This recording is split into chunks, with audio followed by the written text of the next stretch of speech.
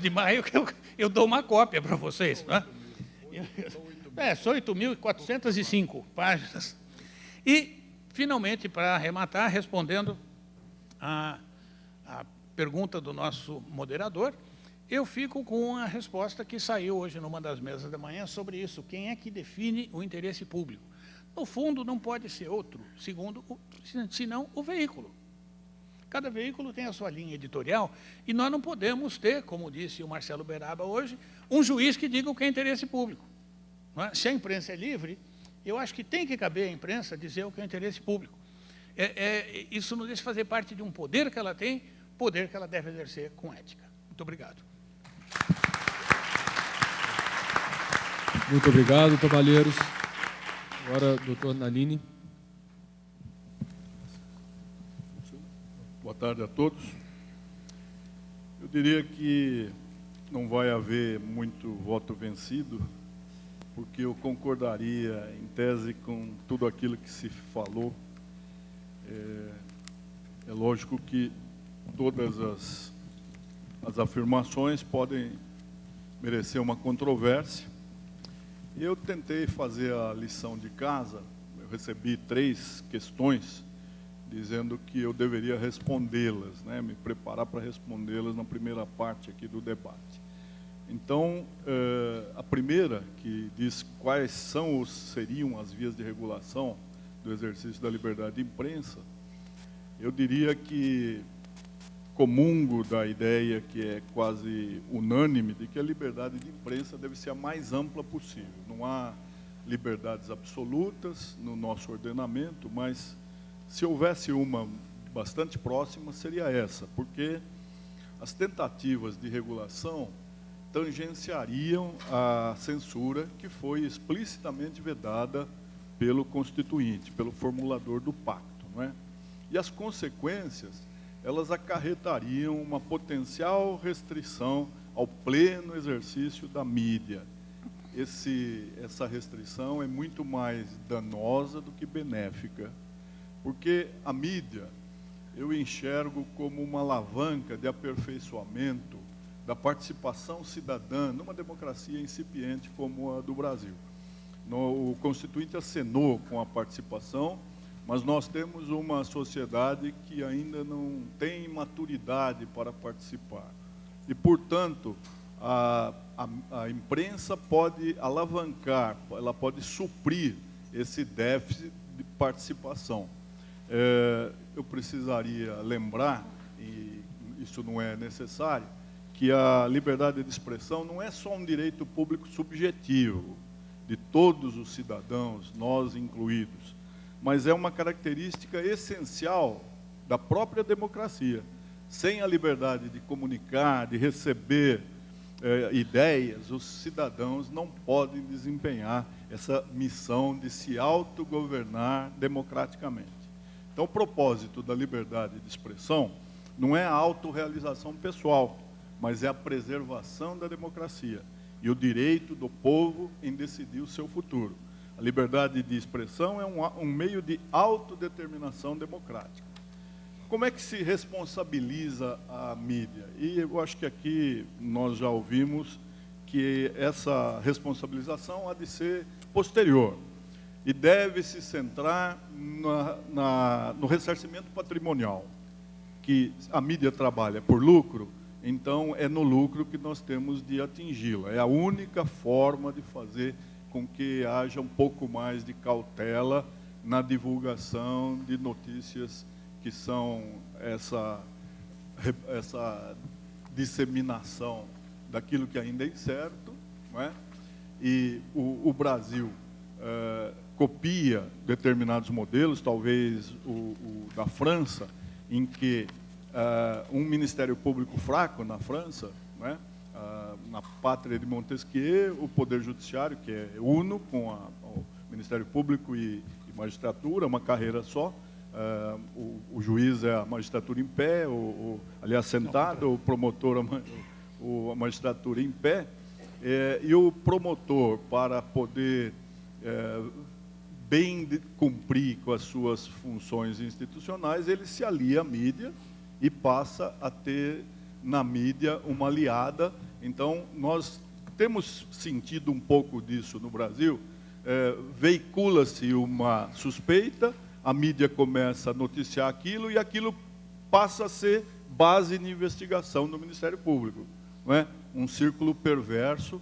Às vezes, não digo que não haja também juízes que, pretendendo uma exposição, se aliam a determinados jornalistas, passam informações que seriam confidenciais, dão informações privilegiadas. Isso já tem sido noticiado, não é nenhuma surpresa. Então, é lógico que nós precisaríamos de uma resposta célere, de uma resposta mais eficiente, mais rápida, para que não haja a reiteração desses exemplos aqui mencionados, de 10 anos. Mas eu gostaria também de dizer ao Ricardo que não é o judiciário que censura. O judiciário é um órgão inerte.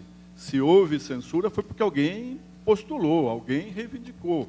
O judiciário não é proativo, ele só responde aquilo que foi solicitado a ele, foi reivindicado. Então, é bom também que debates como esse se interessassem pelo aperfeiçoamento da justiça brasileira. O judiciário não é dos juízes, não é de promotores, não é de advogados, não é de defensores. O judiciário é de todos. Agora, se permitirem que só o judiciário cuide das suas reformas, e ainda não houve a profunda reforma estrutural da justiça brasileira, e é por isso que há essa disfuncionalidade, não é? Se a sociedade não participar, o judiciário continuará na sua vocação de aumentar os cargos, aumentar as varas e pensar em vantagens pessoais e corporativas. É humano isso. Se ninguém se opõe, se a justiça não precisa ser eficiente, ela só precisa crescer, então ela continuará a crescer. A segunda questão, proibir a cobertura de determinados temas ou casos deve ser a exceção. A regra é a transparência. Nós estamos numa Constituição, e o doutor Trancon mostrou que nós temos princípios conflitantes, princípios antagônicos. A mesma Constituição que fala em publicidade, fala em privacidade. A mesma Constituição que fala em liberdade, fala em segurança, propriedade, mas função social da propriedade. Como é que nós trabalhamos com isso? Nós temos de verificar qual é o princípio que está prevalecendo. Eu diria que, no momento, depois de um período de autoritarismo, nós temos uma ênfase na transparência, na publicidade.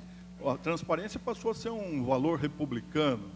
Então, no cotejo entre a preservação de um direito à privacidade e a transparência, aquele farol que vai iluminar zonas obscuras da conduta humana, vai prevalecer a transparência. Então, acredito que, no momento, nós estejamos fazendo com que a publicidade, e aproveito para não ouvir, mas eu vi que alguém me disse que houve críticas à publicidade nos julgamentos, né? Isso também é um sintoma de que nós estávamos, de certa forma, aprisionados, não sabíamos o que se passava e, portanto, hoje há uma curiosidade natural para que o judiciário não tenha caixas pretas. E, logo, o televisionamento, a publicidade dos julgamentos passou a ser uma resposta a isso, sem excluir o que o doutor Malheiros falou a folclorização da tragédia, né, a substituição da ficção que está em desprestígio. Eu acho que a plena divulgação, ela facilita o controle social sobre a administração da justiça. Não é? Há pontos negativos, é evidente que há. Há um efeito perturbante das câmeras. Não é? No momento em que se começa a televisionar julgamentos que não são esses estrepitosos, mas julgamentos normais, semanais, cotidianos do funcionamento da justiça, nós vemos que as pessoas se transformam. Diante de uma câmera, sabendo que estão sendo televisionadas, as palavras são escolhidas, o tom discursivo fica um pouco mais enfatizado, todos ficam com o seu dia de Gianecchini, não é? Querendo ter um protagonismo mais bonito do que se nós estivéssemos numa sala reservada, não é? Agora, as características do televisionamento são realmente perigosas, né? Há uma certa universalidade, milhões de telespectadores, nós não sabemos quem está vendo. Há uma incontrolabilidade, porque o telespectador é invisível, e há uma potencial eternização, porque isso vai se reproduzindo ao infinito. Há risco, sim, é evidente, não é? A nossa era é prolífica em julgamentos paralelos, juízos que se edificam sobre meras notícias, e, portanto, quem diria que o judiciário também não vai se curvar aquilo que a turba já decidiu, não é? Entre Barrabás e Cristo, nós sabemos quem levou a melhor, não é?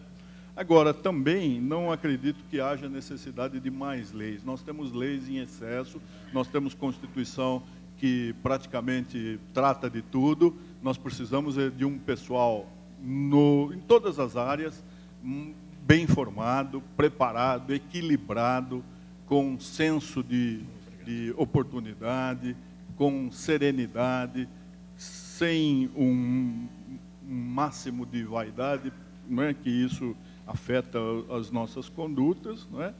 E em relação à necessidade de leis, eu acredito que não haja necessidade.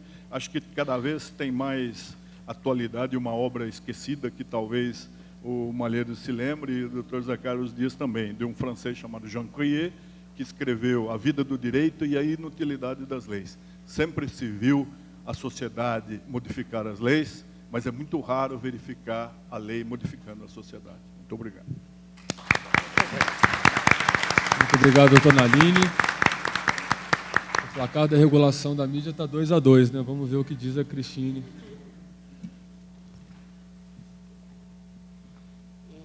Eu queria começar agradecendo o convite para participar desse seminário, que eu acho extremamente importante nesse momento em que a gente está durante a construção, aí no meio da construção de um período importante e relevante para a nossa história, que é esse embate entre os poderes que foi aparentemente provocado pelo caso do Mensalão, e que a gente está assistindo ao vivo de Brasília, e a imprensa está inserida nesse contexto, tentando explicar e traduzir para a população o que está acontecendo no Congresso e no Judiciário.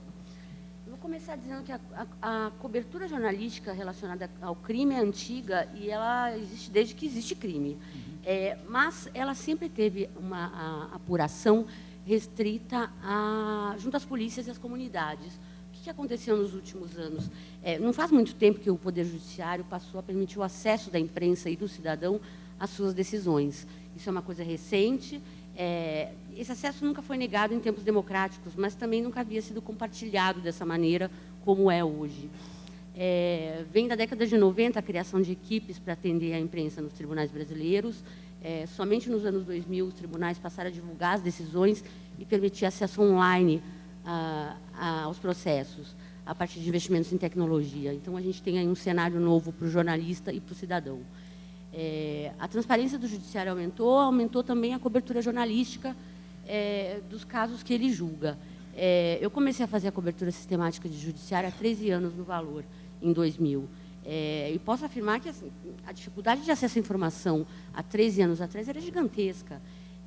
Se compararmos com a situação que a gente vive hoje, de você consegue baixar o acórdão do Mensalão com as suas 8.405 páginas, tudo bem, demorou um pouco no primeiro dia, né? Mas uns 30 minutos resolveu.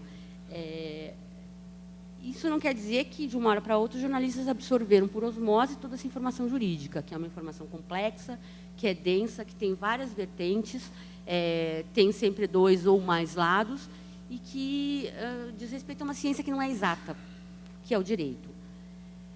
Então, acho que a gente está num momento que a própria imprensa está descobrindo, desvendando o que acontece no âmbito de um poder que sempre foi hermeticamente fechado. Foi dito aqui na parte da manhã, eu não lembro se pelo Berabo, pelo Dr. Márcio Tomás Bastos, que a imprensa sempre colocou o judiciário em um pedestal. É verdade, mas tem motivos para isso, tem 2 motivos para isso. O primeiro é que o acesso do jornalista ao que acontece dentro da justiça é extremamente recente, como eu estava falando. E o segundo é um enorme descompasso entre o ritmo da imprensa e o ritmo da justiça, que o Dr. Malheiro estava falando agora. Isso está mudando, mas como em todas as situações de mudança, essa mudança acontece devagar e não sem que haja percalços no meio do caminho. Eu acho, então, que esse momento que a empresa está vivendo em relação à cobertura dos casos que acontece no judiciário está necessitando de um processo de aprendizagem em conjunto, ao mesmo tempo.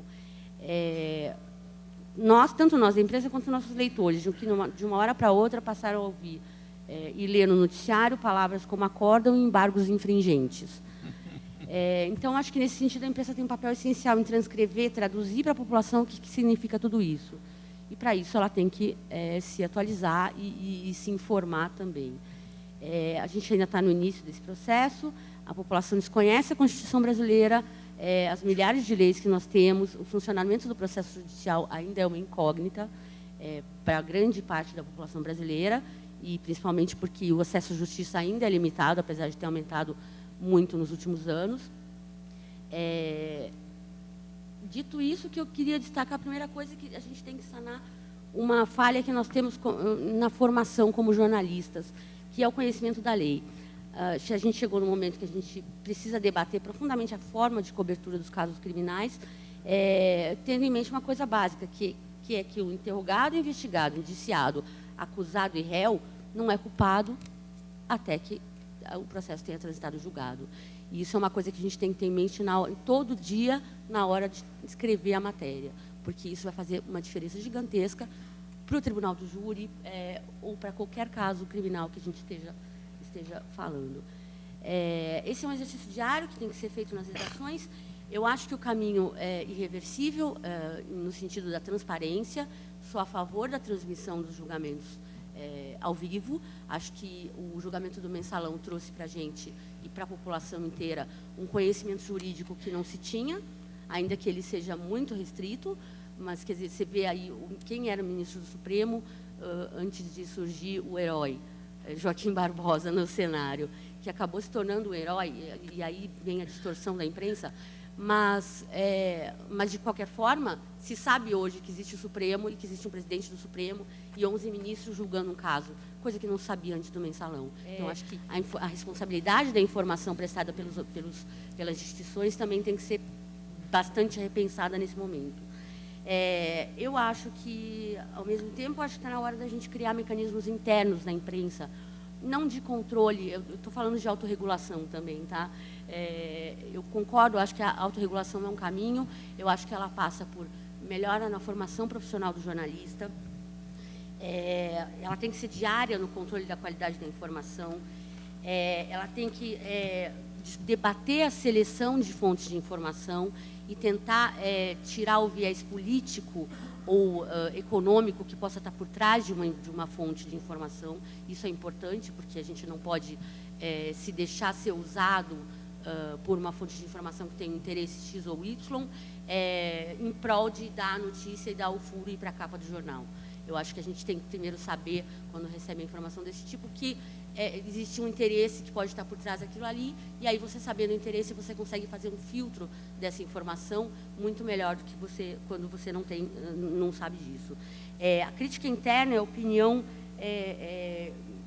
principalmente a opinião dos jornais, bem caracterizada como tal. Eu acho que, concordo que os veículos têm opinião, eles são empresas, eles defendem as posições deles, eles têm objetivo de lucro, mas eu acho que em alguns casos, principalmente em casos em que está se lidando com a liberdade das pessoas, com os direitos básicos das pessoas, você tem que ter uma opinião que fique bem clara em relação ao que é fato e o que é opinião na imprensa. Acho que, dito isso, acho que é importante que a gente comece essa discussão desde já, para que a gente não chegue ao ponto de criar uma situação como a News Corp na Inglaterra, que é muito mais grave, que não é o que acontece aqui, mas que, enfim, ninguém está livre de acontecer uma coisa dessas, e aí que eu acho que a imposição de uma regulação é muito pior do que sentar, debater, conversar e formar os jornalistas de uma forma mais próxima da realidade que eles estão tendo que lidar, do tipo de notícia que eles estão tendo que lidar.